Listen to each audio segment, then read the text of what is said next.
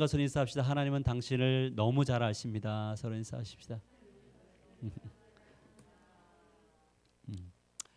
네, 오늘 또 이렇게 수요 기도회에 또 사명자로 또 하나님 앞에 서신 여러분들을 주님의 이름으로 축복합니다.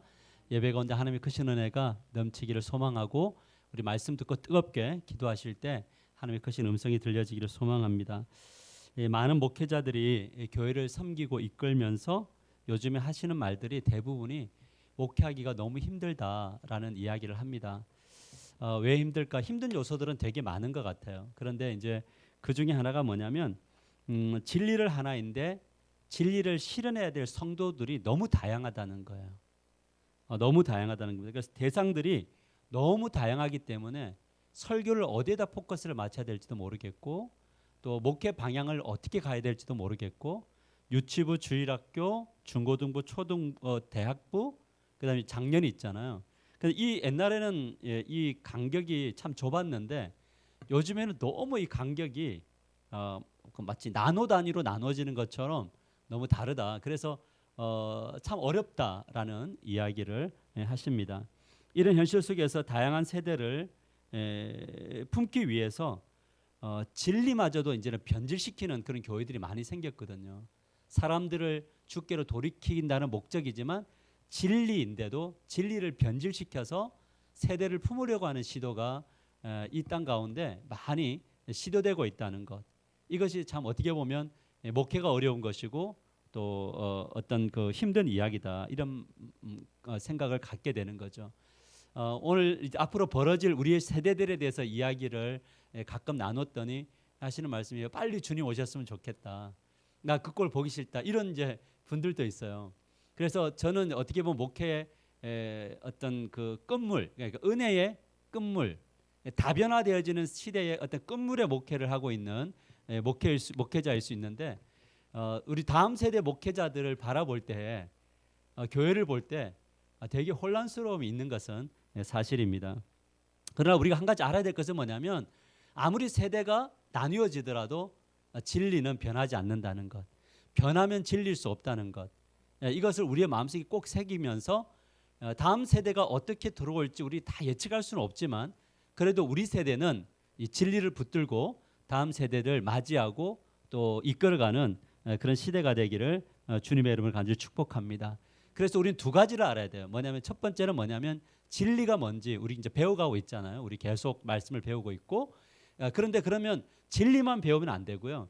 이 세대를 이해하는 것도 되게 중요하다라는 생각을 갖게 됩니다. 그래서 그렇다면 어떻게 해야 이 세대를 좀 이해할 수 있을까라는 거죠. 우리 화면을 한번 보시면요. 잘 안 보이시죠? 그냥 제가 설명을 해드릴게요.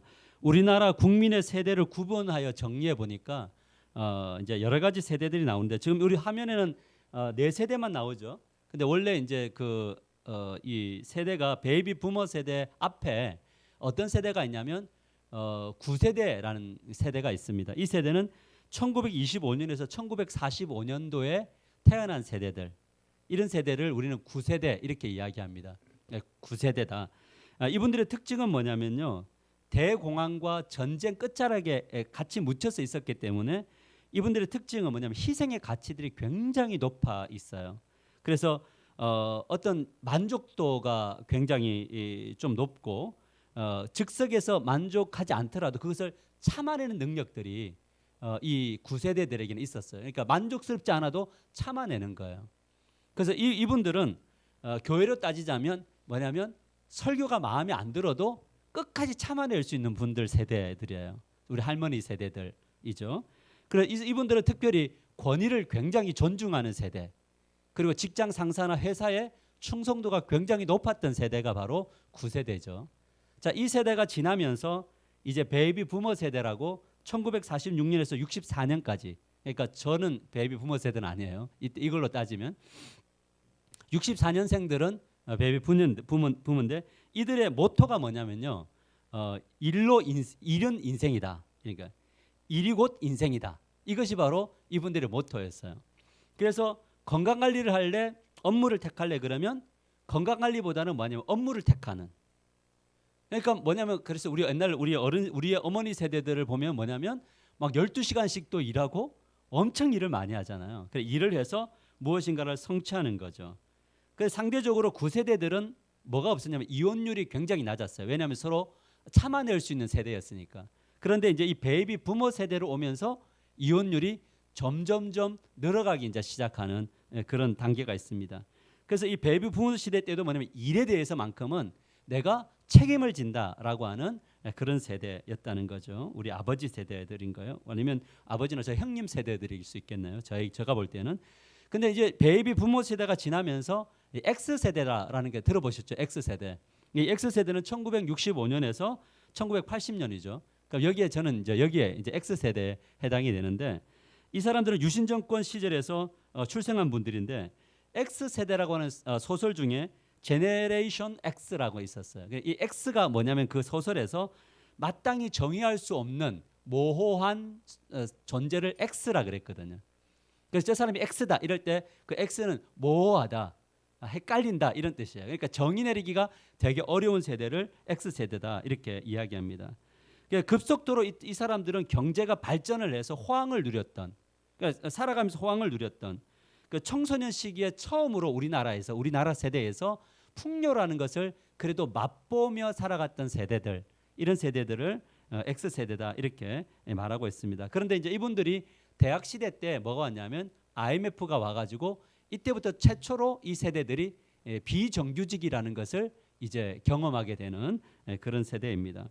그래서 이 전 세대보다는 앞에는 일이 중심이었죠. 근데 이 사람은 균형 잡힘, 뭐냐면 나는 취미 생활도 하면서 갈 거다라는 이제 세대가 바로 이제 X 세대죠. 그래서 저 또래 이렇게 연배들이 보면은 다 어떻게 해요? 여가를 잘 즐기려고 하는 그런 모습들이 좀 있죠. 그런데 이제 이 X 세대가 끝나고 난 다음에 Y 세대가 오게 되는데 1980년에서 1995년 이 세대를 에코 세대, 밀레니얼 세대라고 이야기합니다. 그러니까 이 사람들은 뭐냐면 궁핍이라는 것은 거의 사실 맛보지 않는 세대들이에요. 지금 30대들인가요? 그럼 이 세대가 그리고 가난을 겪어보지 못했기 때문에 라떼라는 말을 진짜 싫어하는 세대예요. 라떼는 이래 나오면 이제 이 세대는 왜냐하면 자기가 경험해보지 못한 세대죠. 아빠는 이렇게 굶으면서 뭐 했어. 그럼 이 세대는 뭐냐면 라면을 먹으면 되잖아요. 라는 이런 세대예요. 그러니까 전혀 다른 세대예요. 그러면서 스펙과 어떤 어떤 이런 것들을 경력을 굉장히 중요시하면서 Y 세대, 밀레니얼 세대는 뭐냐면 개인 중심적으로 가는 그런 세대입니다. 그런데 이 Y 세대는 그 위에 기성세대의 끝자락의 문화도 가지고 있는 세대들이에요. 군대라든지 뭐 이런 술자리라든지 이런 것들. 그래서 이 Y 세대는 주로 1세대 아이돌하고 같이 컸던 그런 세대들이 바로 그 앞에까지는 7080이죠. 이 세대부터는 이제 서태지와 아이들 오면서 막 이제 시대가 굉장히 많이 변하는 그런 시대였습니다. 그러면서 이제 아까 부모 세대 X세대 Y세대에서 이제는 Z세대 MZ 밀레니엄 아니면 이제 Z세대 Z 제너레이션 Z라고 이야기하는데 이 세대는 다양성과 풍요성을 굉장히 중요하게 여겨요. 그래서 이 사람들은 이 세대는 뭐냐면 완벽한 것은 존재하지 않는다고 생각해요. 그리고 일을 하더라도 어떻게 일을 하냐면 기회가 생기면 일을 하지 굳이 내가 들어가서 일을 만들어야지 성취해야지 이런 세대들은 아니다라는 겁니다. 그래서 이 세대들은 자신만의 스타일을 굉장히 추구하는 선호하는 그런 스타일이에요. 자, 문제는 무엇이냐면 교회 안에 이 세대들이 다 포함되어 있다는 거예요. 어디에 포커스를 맞춰야 되나요, 목사가요?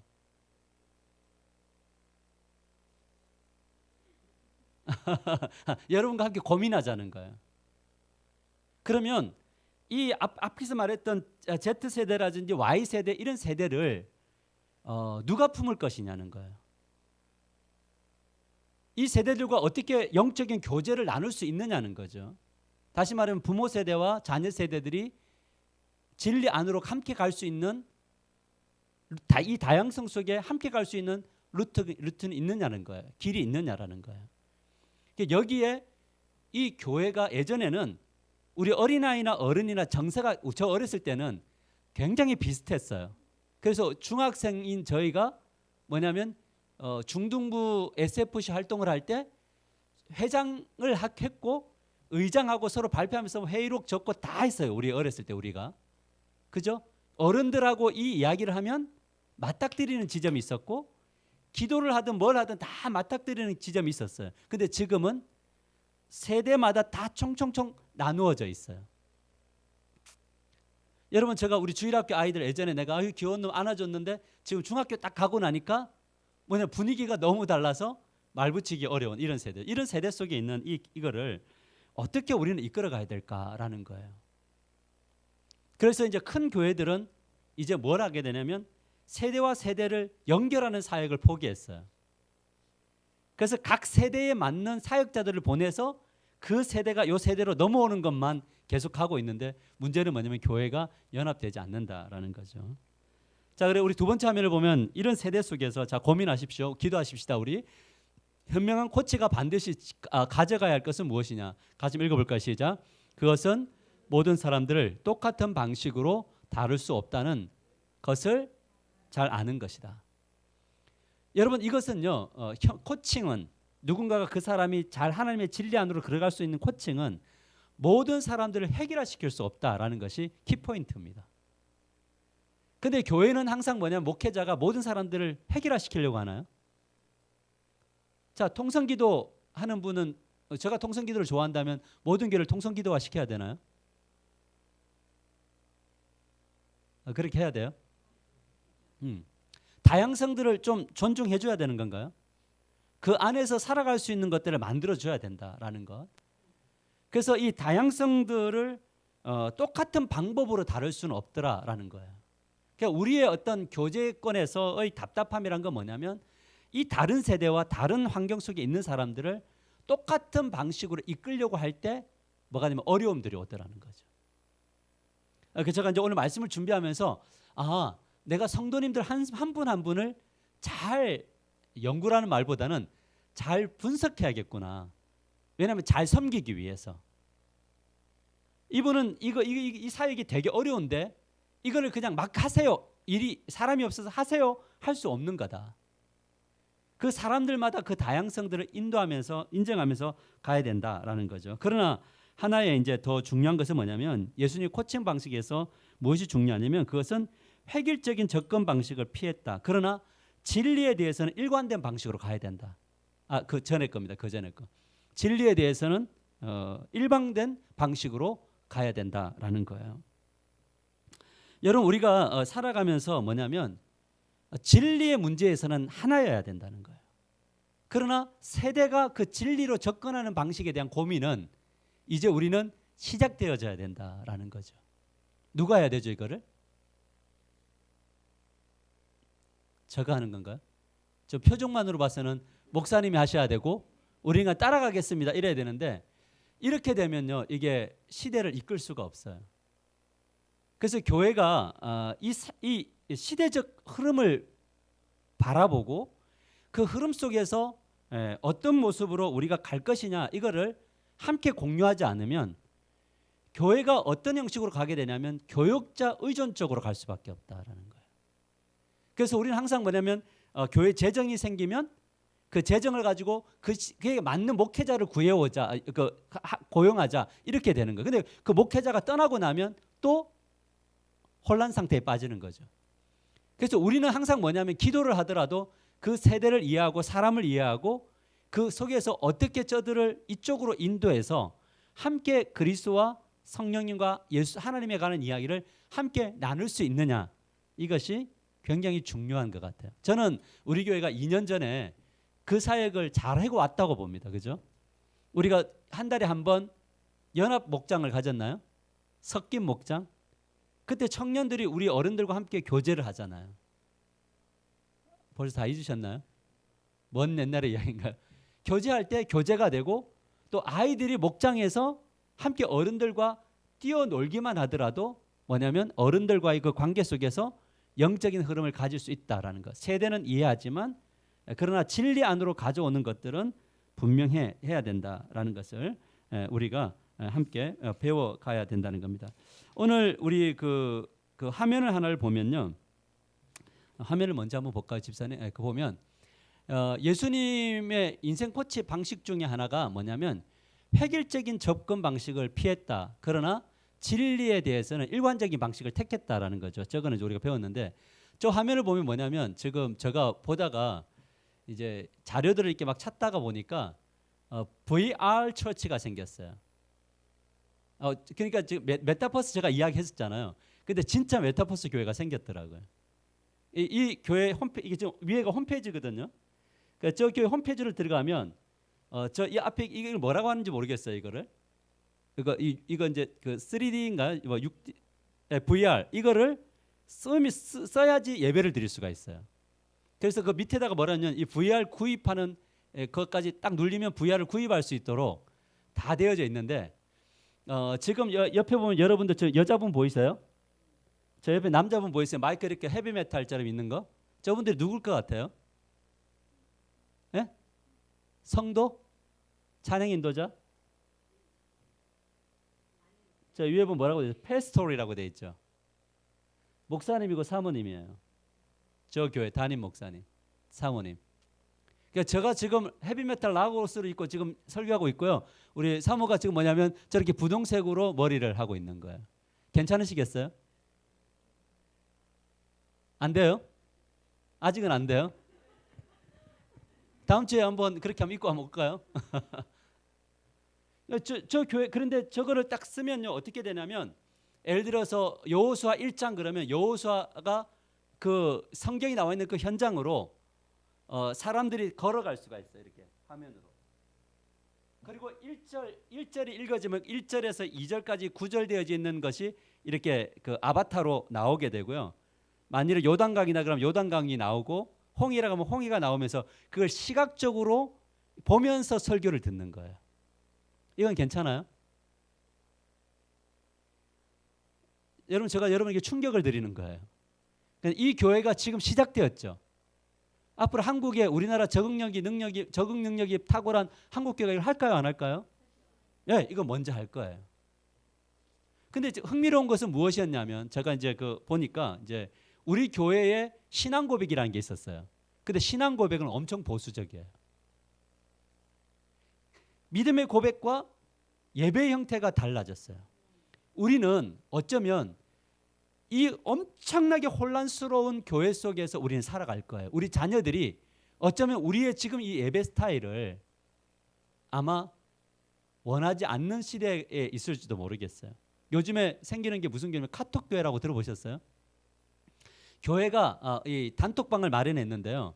그 단톡방 안이 교회예요. 안 만나요. 단톡방 안에서 뭐냐면 카톡으로 주고받아요. 신앙 고백을 해요. 메시지를 주고받아요. 그리고 예배가 끝이에요. 이런 파격적 무교회자들이 굉장히 많이 오고 있다라는 거예요. 예, 오늘 제가 여러분들에게 혼란을 드리려고 하는 것은 뭐냐면 혼란을 드리는 것 혼란스러운가요? 되게 혼란스럽죠. 근데 우리 가까이 오고 있는 교회들 지금 우리가 아까 말했던 Z세대와 아까 Y세대 이 MZ 시대는 우리가 생각하는 개념하고 진짜 많이 다르게 갈 가능성이 많다. 이 현실 속에서 우리는 어떻게 해야 될까? 다양성을 우리는 인정하지만 그들을 어디로? 진리라는 곳으로 같이 만나는 지점을 만나야 되겠죠. 만일에 아까 그 앞에 있던 교회라면 우리가 만날 수 있을까? 저 지점에? 아마 우리 교회 저런 부목사님 한 분 드린다면요. 안 돼요? 오늘 기도하자는 거예요. 이런 거. 오늘 우리가 앞으로 펼쳐질 우리의 다음 세대, 우리 지금 즉 아이가 살아가는 그 세대 속에서 어떻게 우리는 이 세대를 가져갈 거냐라고 하는 거죠. 그러니까 그 아이들의 세대를 이해해야지 그 아이들의 세대를 품지만 저렇게까지 극단적으로 안 가더라도 뭐냐면 세대와 세대가 만날 수 있는 길이 무엇일까라는 거예요. 은혜 받으러 왔는데 너무 혼란을 드렸나요? 예, 그래서 오늘 예수님의 인생 코치 방식 중에 하나가 무엇이냐면 예수님은 어쨌든 오늘 우리가 하려고 하는 것은 뭐냐면 다양한 방법들로 사람을 이끄신다라는 것에 대해서는 우리가 마음속에는 좀 갖고 있어야 돼요. 이해되시죠? 베드로를 이끄시는 방식과 요한을 이끄시는 방식이 달라요. 우리 다음 화면을 보시면 예수님께서 베드로에게 이렇게 이야기해요. 내가 진실로 진실로 내게 이르노니 내가 젊어서 스스로 띠뛰고 원하는 곳으로 다녔거니와 늙어서는 내 팔을 벌리리니 남이 내게 띠띠우고 원하지 않는 곳으로 데려가리라. 이 말씀을 하시면 베드로가 어떠한 죽음으로 하나님께 영광을 돌릴 것을 가르치심이라. 이 말씀을 하시고 베드로에게 이르시되 나를 따르라 하시니 이렇게 이야기해요. 무슨 말이냐면 베드로의 죽음은 뭐냐? 마지막에 죽음이 어떻게 했다고요? 거꾸로 십자가에 달려 죽을 거야. 이것을 예언했어요. 그러니까 베드로가 이거 말을 들으니까 기분이 좋아요, 안 좋아요? 기분이 그렇게 썩 좋지는 않았던 것 같아요. 그래서 쭉 보니까 예수님 무릎에 머리를 이렇게 얹고 있는 게 누구죠? 요한을 보면서 그다음 이제 화면을 보여주실래요? 그다음 화면을 보시면 그 요한을 보면서 이렇게 합니다. 저 사람은 어떻게 됩니까?라고 이야기했더니 예수님께서 22절에 뭐라고 하냐면 예수께서 이르시되 내가 올 때까지 그를 머물게 하고자 할지라도 내게 무슨 상관이냐? 너는 뭐라고요? 나를 따르라라는 거예요. 그러니까 예수님이 우리를 이끄시는 방식이 베드로의 방식이 다르고 뭐죠? 요한의 방식이 다르지만 항상 같이 만나는 지점은 뭐냐면 진리 안에서는 만났다라는 거예요. 아멘인가요? 그래서 이 시대 속에서 우리가 해야 될 것은 무엇이냐면 다른 사람의 다양성들을 우리가 인정하면서 가지만 우리가 해야 될 것은 뭐냐면 주님을 따라가는 거예요. 베드로도 주님을 따라가고 우리도 주님을 따라가는 겁니다. 아마 우리가 혼란스러운 시대에 있겠지만 우리가 그들을 비판하는 것으로만 끝나면 안 되고 그들의 걸어가는 길을 잘 나중에 우리가 함께 만나는 지점을 가질 수 있도록 기도하고 그 가운데서 하나님의 진리가 우리 가운데 회복되는 역사가 일어나게 되기를 주님의 이름으로 간절히 축복합니다. 그래서 우리 교회 안에 어떤 아이가 머리를 이렇게 막 남자아이가 파랗게 하고 오면 어떻게 해야 돼요? 예? 네, 받아줘야 되죠. 할렐루야. 이렇게 막 코, 입, 귀 다 뚫고 오면요. 위아래로 이렇게 봐야 됩니까? 아니면 그냥 그대로 좀 봐줘야 되는 겁니까? 가능하시겠어요? 그런데 봐주는 것만으로 가면 방관이에요. 그들의 세대들을 이해하지만 뭐냐면 우리가 기도하면서 고민하면서 하나님 저들과 우리가 만날 수 있는 지점은 어떤 방식으로 해야지만이 세대와 세대가 연결될 수 있습니까? 건물과 건물이 연결되어 하나님의 통치를 받을 수 있습니까? 어떻게 하면 저들과 함께 교회가 될 수 있습니까? 라고 하는 그 질문이 있어야 그들과 만나는 지점이 있게 될 줄 믿으시길 바랍니다. 얼마만큼 변화될지는 모르겠지만 그렇습니다. 우리 마지막으로 보면 예수님을 인생의 코치로 삼을 때 어떤 일이 일어나는가? 당신도 역시 개베라 교육 프로그램을 받게 될 것이다. 예수님은 당신의 능력과 요구에 딱 들어맞는 도전들을 선정해 주실 것이다 라는 거예요. 무슨 말이냐면 하나님께서 우리가 기도해야 될 때 뭐냐면 나도 저 사람처럼 되게 해주세요가 아니라 하나님 하나님이 나를 어떻게 만져가고 계십니까? 하나님 내가 무엇을 하기를 원하십니까? 를 물어야 하나님이 나를 통해서 일하고자 원하시는 대로 갈 수 있어요. 이 질문을 하셔야 돼. 하나님 내가 주님을 위해서 무엇을 하는 것이 옳습니까? 주님 나를 통해서 무엇 하기를 원하십니까? 이 질문에 주님 주시는 도전이 있어요. 그래서 어떤 분들은 주일학교 교사가 될 수도 있는 거고요. 어떤 분들은 안내가 될 수 있는 것이고 어떤 분은 차량 운행을 할 수 있는 것이고 어떤 분은 목자 목녀로서의 그 길을 걸어갈 수 있는 거예요. 아멘인가요? 주님 제가 저를 어떻게 지금 나를 이끌고 계십니까?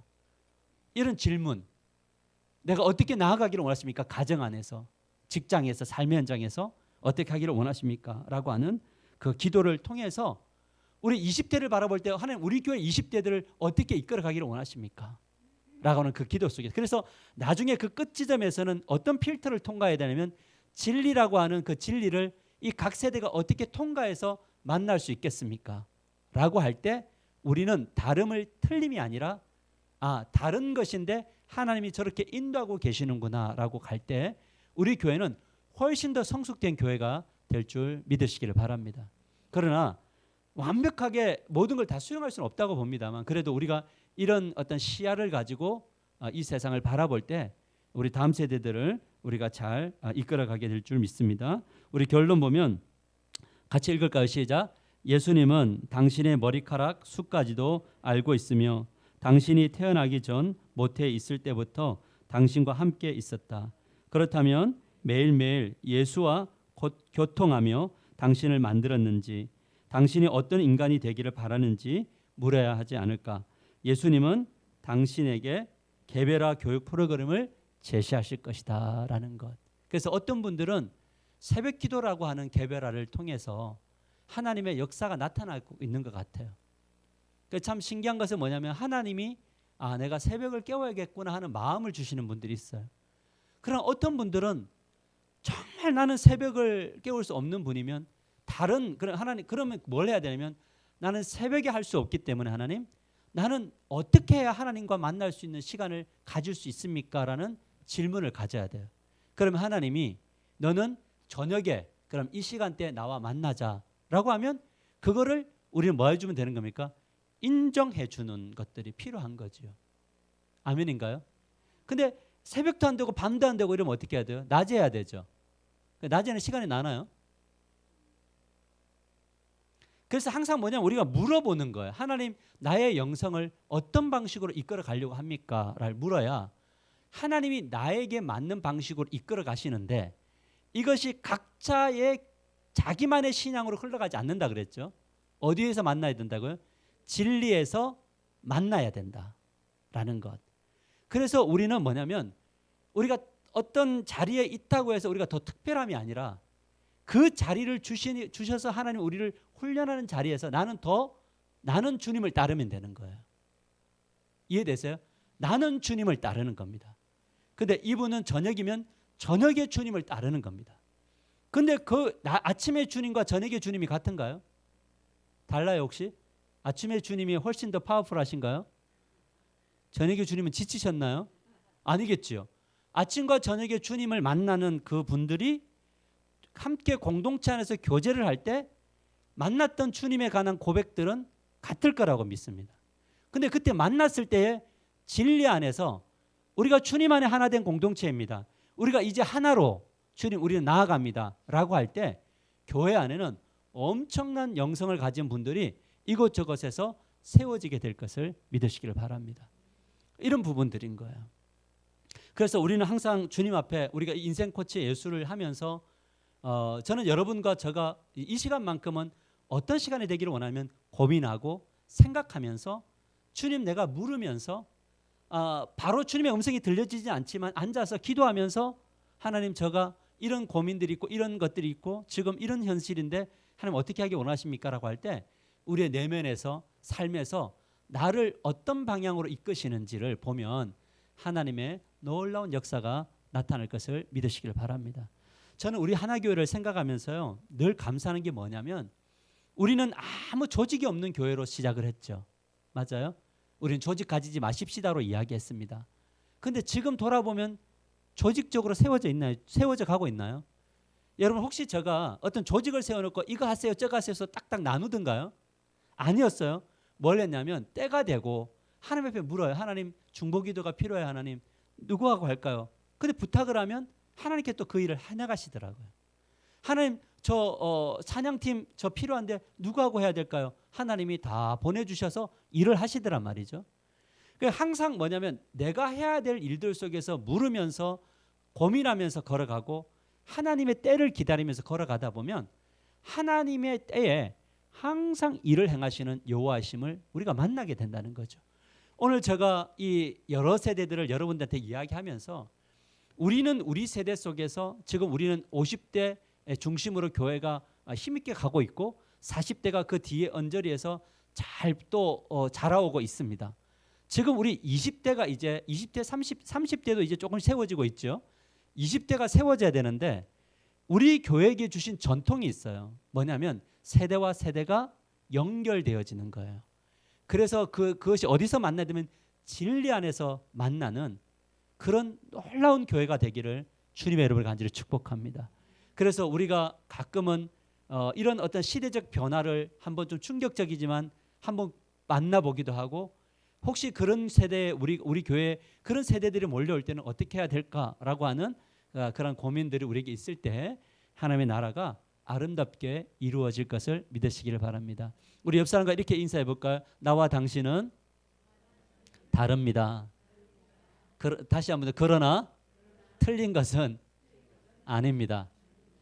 여러분 우리가 결단하셔야 다름을 존중하십시다. 그리고 우리는 기도해 주면 돼. 하나님 참 다른데요. 그들만의 방식이 있으시죠, 하나님. 그들만의 교육 체계가 있으시죠, 하나님.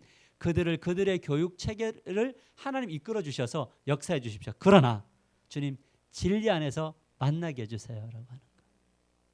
이 기도를 하면 우리 교회는 정말 멋지고 성숙된 교회가 될 줄 믿습니다.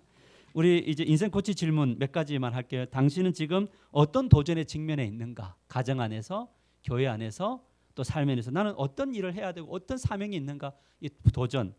그 도전들이 당신의 성장을 위해 개별적이고 구체적인 도전이라고 말할 수 있는가라는 거예요. 좀 어렵죠?